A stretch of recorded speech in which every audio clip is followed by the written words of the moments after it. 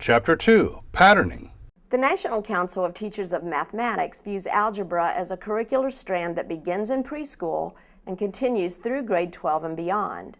A foundational concept of early algebraic reasoning is pattern recognition. Patterns can be thought of as relationships involving a repeating element. Understanding patterns is important because patterns provide a framework for interpreting and understanding mathematics.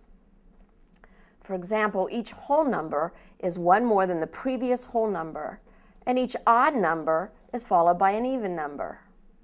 Recognizing and extending patterns can be challenging for young children because they must perceive the individual elements that form a pattern in relationship to the whole. For example, to extend a pattern of colored blocks, children must focus on the color or shape of each block in relationship to the pattern created by the group of blocks. In this pattern, each green cylinder is followed by two red triangular solids. In research conducted here at the Arlett Center, we found that 57% of the preschool children in our sample could extend a pattern involving two alternating colors, and 37% could extend a pattern involving three repeating colors. It is important for children to use multiple senses to create patterns for two reasons. First, some children seem to perceive patterns that involve rhythm, music, or movement more easily than visual patterns. Second, creating patterns in many different ways helps children abstract the general concept of a pattern. You'll see an example of this when a child explains that alternating tones on two sizes of chimes is the same pattern as alternating two colors. In the following scenes, teachers introduce children to patterning concepts through a series of group time activities. Clap, pat, clap, pat, clap, pat, clap, pat, clap, pat, clap, pat, clap, pat. Well, hey, what are we doing? We're doing the same thing over and over. Let's see. Clap, pat. Owen, clap, pat. So I believe that patterning is an important foundation for math in the future with children. It's a basic foundation for mathematical thinking. It helps them to relate the ideas and concepts and the patterns, like a repetition of the items that you might use or that they might see. Serenity, if we do this, clap, clap, pat. Pat. Clap, clap, pat. Clap, clap, pat. Clap, clap, pat. Group time is a great opportunity because you have all the children there at once and you can kind of play off of their interest. They notice designs and patterns in their clothing, in the manips that they play with, and I thought that that would be a good opportunity to introduce patterning to them. And as far as with the movement, they like rhymes and chants and just in general just moving. So that's why I've decided to use the patterning movement activity. Clap. Okay, let's see if we can think of a different pattern. Can you think of a pattern, Bella? Clap, clap. Floor, floor. Clap, clap. Oh, that's even trickier. Did you get that? Clap, clap. Floor, floor. Clap, clap. A movement is a great opportunity for children to get excited about an activity. They enjoy dancing and moving, and with the patterning movement activities, it's something that most of the children are capable of being successful with. So I think that it would be a good illustration by moving that they can understand patterning better. Feet, clap. Feet, feet? Is it feet, feet? Feet, No? Or is it feet? What is it? Clap. Feet. Feet clap. Clap. Oh, feet. Clap. Feet. Clap. I noticed that initially when I introduced the patterning, there were some children that weren't familiar with it, so they weren't as engaged in doing it. But the more that they understood what was going on, the concept of a pattern, the repetition of it, they were able to catch on, and it became fun for them. And more children participated in getting entirely involved. At first, we just did hands, and then we'd add maybe a two-step, another process to the pattern. And when I did the patterning with the bodies, they really liked that, using from head to feet. It's almost like play, and that's why I think they enjoyed it more. Clap, shoes, floor.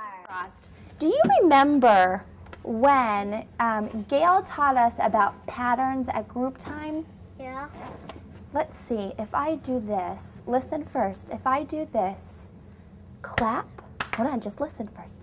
Clap, pat, clap, pat. What comes next? This group of children's experience with patterning was minimal. We chose to start the year focusing more on sorting, which is a precursor to patterning.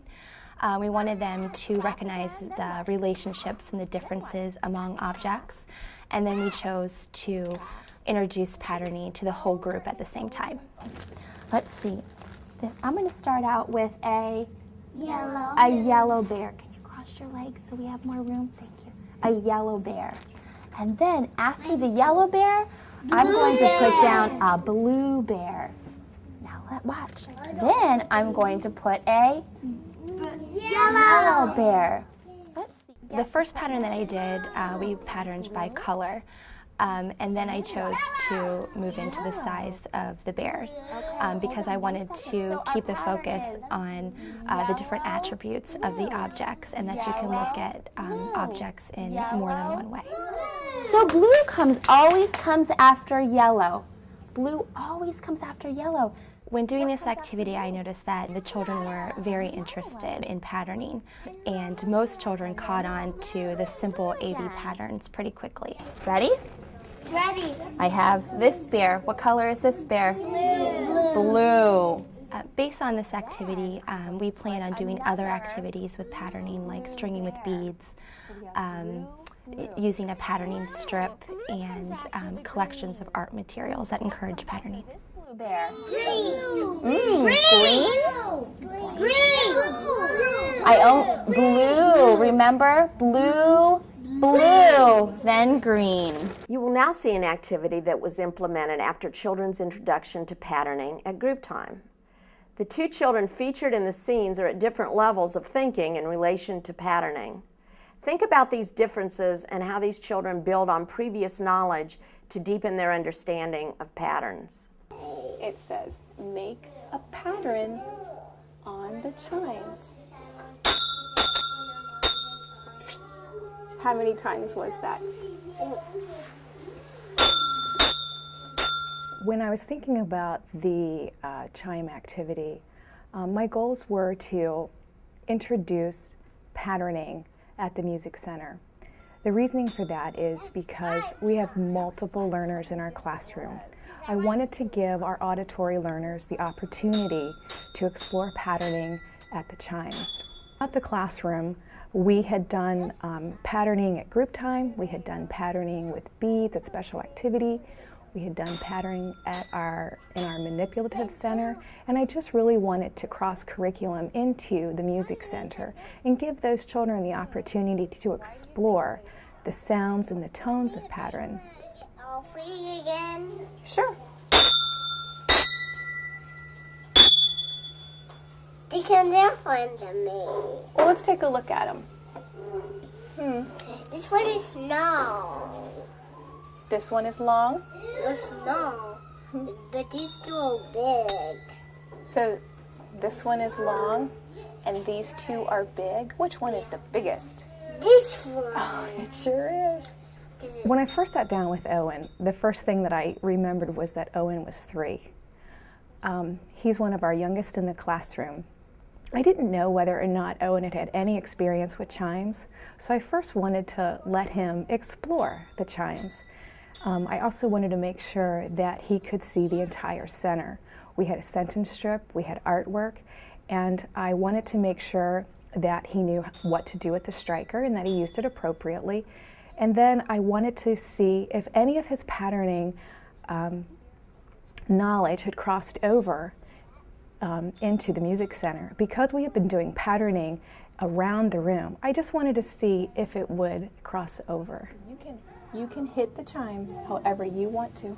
I like the big like that. When a teacher is demonstrating patterning, sometimes we use different tones. Children seem to assimilate patterning with different tones. So I thought that it was important not only for the teacher to understand that patterning is done through tones, but also to demonstrate that to the child. And that's the way that Owen, at the beginning, that's the way that he showed me his early understanding of patterning. And I just wanted to continue on that and build on that experience. I was wondering if you could make a pattern on the chimes. But how? How do you think you can make a pattern?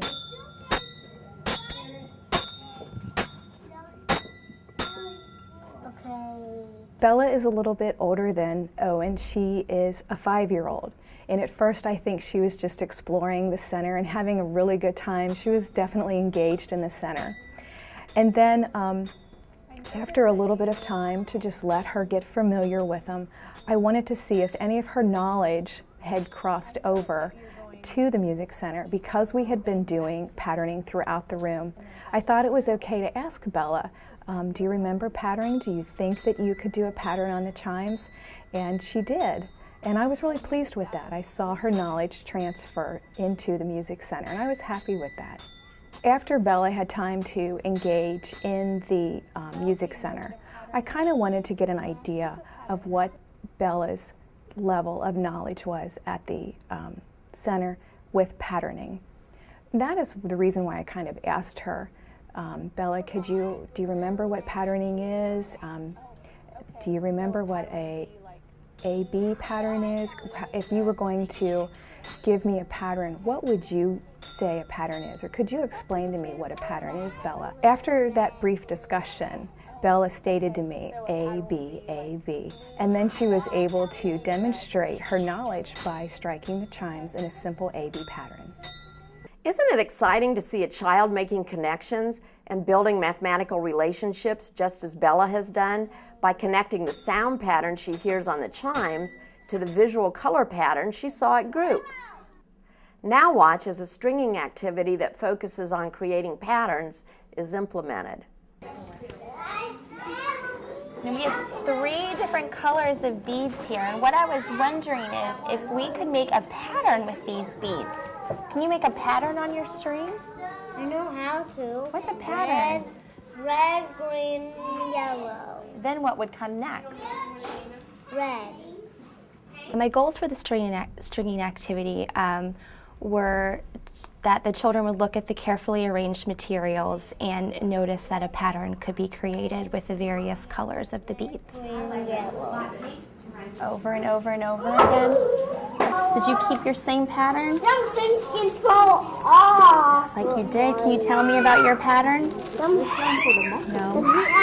Looks like red, or yellow, green, red, yellow, green, red. I set up the activity to encourage patterning by putting the beads in a divided container or a basket sorted by color.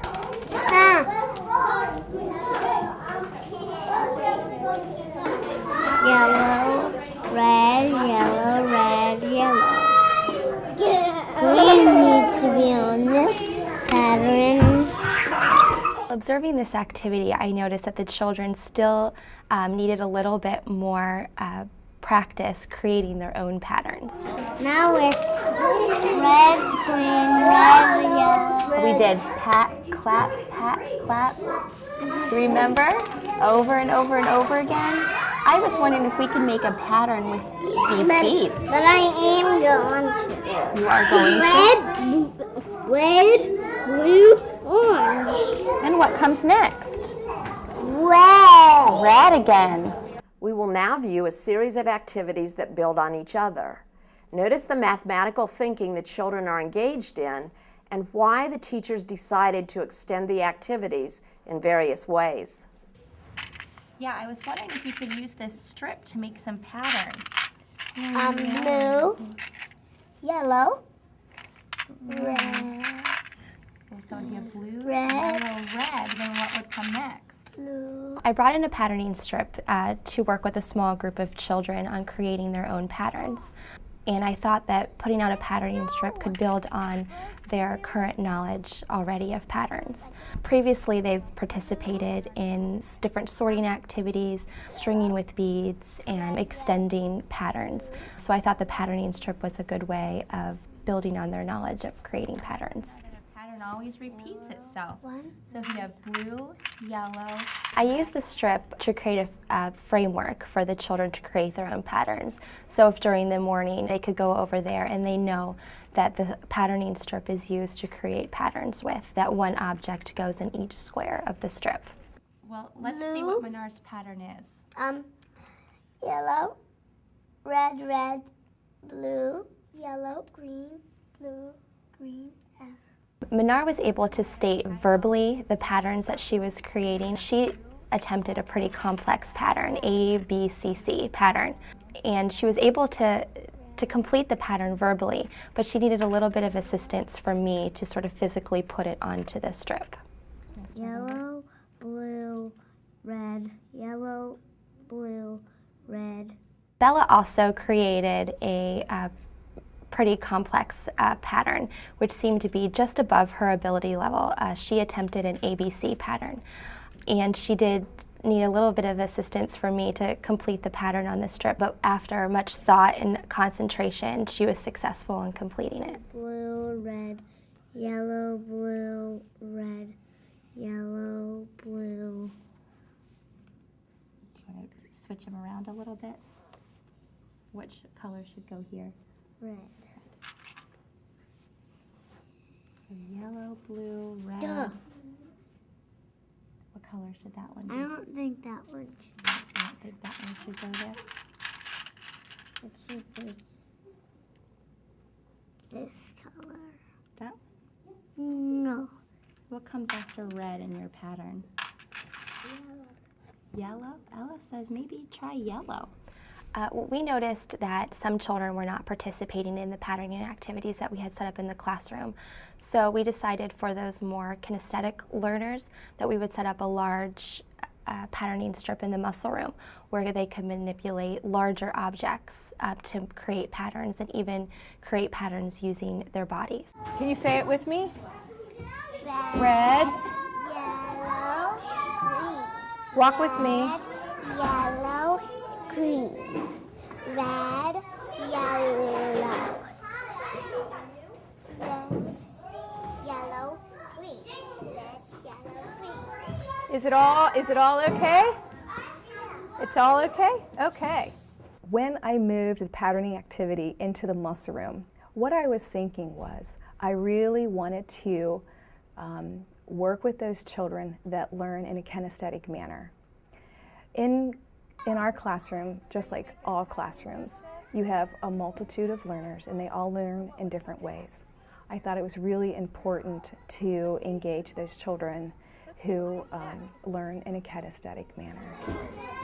Red. Yellow. Red and yellow. Yellow triangle. Okay. Oh, let's bring him down here. Oh, and he's showing you another red up here. Would you like to help Joseph finish the pattern?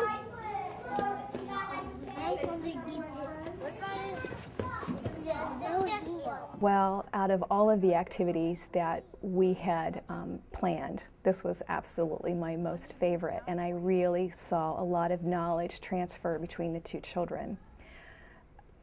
Owen is one of our youngest students. He's 3, and Joseph is almost 5, and so he's an older 4. There was so much knowledge transferred between the two. and there was a lot of math concepts involved during this activity. The entire activity was an exciting activity. A lot of the children that came into the muscle room engaged in this activity, and that I was excited for that. Owen, being younger, he had a little bit of a concept of the shapes. He also recognized his colors. So he had math concepts there with the shapes, and he also had color knowledge. Joseph, older child, he's also an ELL, or English language learner. Joseph was working extremely hard. Joseph used a great amount of math skills. He performed a simple pattern. He also performed a complex pattern. He knew his math concepts in patterning. He also knew his shapes. He also knew his colors. So not only was Joseph working with colors and shapes and patterns, he was also working incredibly hard on his language skills. But what was the most beautiful lesson here that I took away from it as a teacher was the ability for the two children to naturally engage in play, transfer knowledge, and they didn't even know it.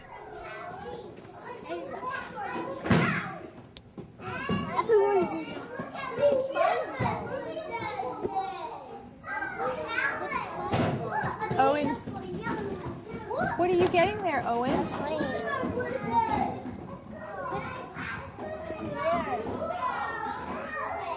One more.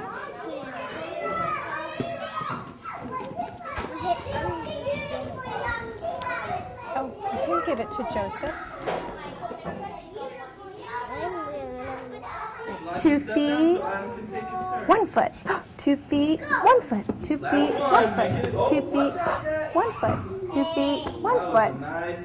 You went all the way across it. When I set up the strip in the muscle room, I was looking and targeting those kinesthetic learners. I wanted the kinesthetic learners to be able to experiment with patternings using their gross motor skills and their bodies. I was pleased at all the creativity that that blossomed from that activity. With Yumi, she was able to create multiple movements and simple patterns and complex patterns. So my real goal simply was, though, to again connect those kinesthetic learners and let them use their gross motor skills. Again.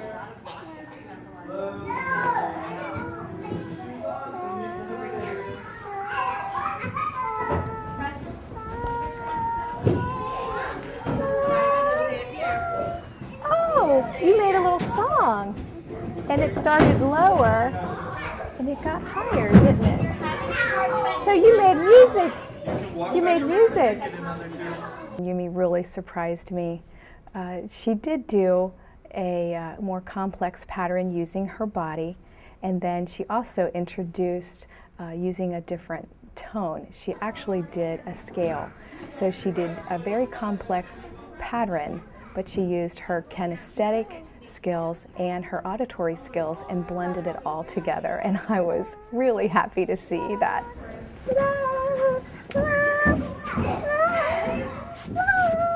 Oh, you did it! The concept of patterning is very broad and refers to any set of reoccurring events or objects. There are patterns everywhere, not only in mathematics, but also in many other areas, such as art, language, and the natural world. Often patterns that occur in nature are symmetrical. Think about the wings of a butterfly, a sand dollar, or even the human face. Mathematicians use symmetry to analyze mathematical situations and apply transformations to geometric shapes, such as flips, turns, and slides, and also scaling. We can introduce children to these concepts by talking to them about what symmetry means through interactive experiences such as the one you will see in the following video. Twirl it around. Yep, just put it on your paper.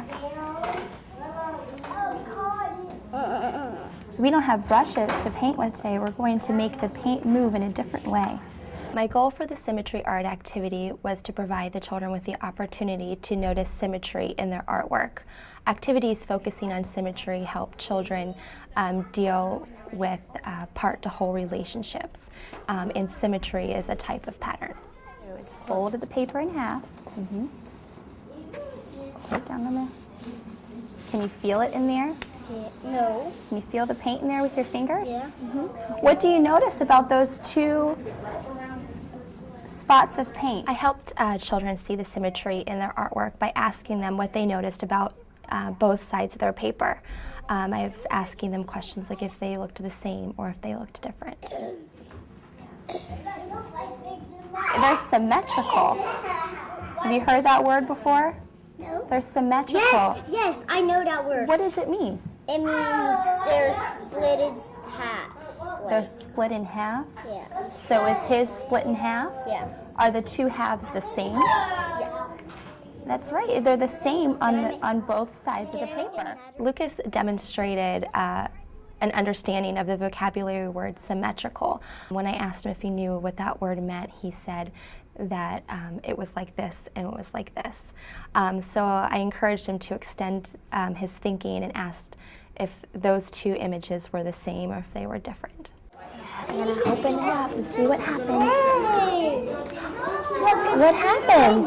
Other activities I could plan to encourage children to notice symmetry would be self-portraits, so they could notice the symmetry in the human body. Other things that we could do would be bringing in nature into the classroom, like pine cones and sunflowers, which are examples of rotational symmetry. Can we count them? 1, 2. Do they look the same or do they look different? They are the same. They are the same. It's the same on both sides. Children's understanding of patterns is important in building a strong foundation for more complex mathematical concepts. An important precursor to patterning is the ability to recognize attributes of objects. Children can think about these concepts through sorting and classifying objects and events. Think about how you can offer children experiences that allow them to sort, classify, and pattern in your classroom. By offering children these experiences, you are encouraging flexibility in thinking that will support not only mathematical thinking, but also analytic thinking in other content areas as well. Okay, come up here. He's showing you. Okay. Oh, that was a good idea, man. Arlet Instructional Media. Aim high for best practices in early childhood care and education.